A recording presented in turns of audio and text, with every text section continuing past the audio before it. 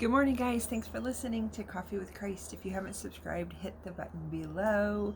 It is a beautiful morning. It is chilly.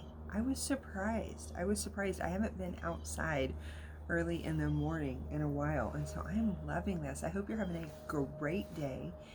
And okay. So while I've been off, I have been obsessed with Romans 8, but in the Message translation. And I know the Message translation has been around a long time, and I've read bits and pieces, but you know how you study the word and you kind of get used to verses, and they put like chunks.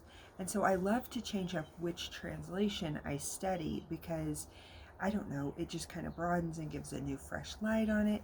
But I had never really spent a huge amount of time in the Message translation, and I'm not saying I have for the whole Bible. Somehow I ran across it on my Bible app on the the the phone, and so I've been obsessed with it. So every spare second I go, and I've been on Romans 8, and I'm just like, God, what do you want me to get out of Romans 8 in the Message translation? But I love it because it's kind of poetic and it's kind of beautiful, and I've shared it. I'm like, I have no idea what he wants me to get out of it, like exactly, because I just keep going back to it. But I'm going to talk on that. Romans 8, 1 and 2, it's in like paragraph, that puts it into like little paragraphs instead of verses. And I want to read it to you real quick. With the arrival of Jesus, the Messiah, that faithful dilemma is resolved. Those who enter into Christ being here for us no longer have to live in a continuous, low-lying black cloud. I love that. Like, does anybody else ever feel like there's just low-lying black cloud? A new power is in operation.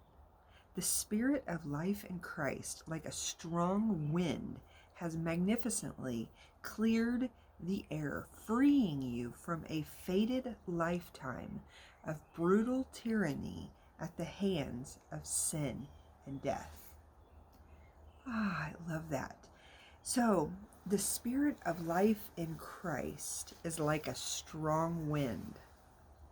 I love that. And it's just clearing the air, clearing your bondage under the tyranny of sin and death. And I was thinking about that, like a strong wind. Okay, now when I share this, you guys are like, she's really uptight, because there are those convertible people. There are the convertible girls. You know them, and they're in the convertible, and their hair is just like the wind's hitting it, and it's flowing perfectly back. And, they're just like, they're made for convertible life, like freedom and fun. Yeah, that's not me. It's just not. So some wind hits my hair, and I'm like, oh no, it's going to mess up. I want to go inside. In the convertible, I've got like hair all over my face, sticking to my lipstick. It's just not a pretty sight. And so wind isn't always something I embrace, like that freedom. And I was thinking about that in the spirit. Like, if it's like this in the natural, do I ever do that in the spirit? Like, do I ever clench my feet down and say, you know what, I'm not moving. I'm not letting the wind of the Spirit blow in that area. No. The other areas was fine, but not that area. Anybody else ever do that? I know you do. I know I'm not alone in this. And it's like, think of a hurricane. A hurricane is super strong winds, and what's the first thing they do? To protect their windows and everything, they board them up. And I was thinking about that in the spirit. It's like we're nailing boards to things, and we're saying, no, the wind of Christ can't blow through that area and knock down that sin, that bondage, that painful area. We nail that up, and we don't let them in. And so the encouragement that I just wanted to jump on here, just sit with the verse, just sit with that thought. And if you have some areas, if you've ever been like me, because I'm not the only one who, the reality is, yes, Christ has freed us all from all of the sin in our life. We are free from it, but we don't know it. We don't know it.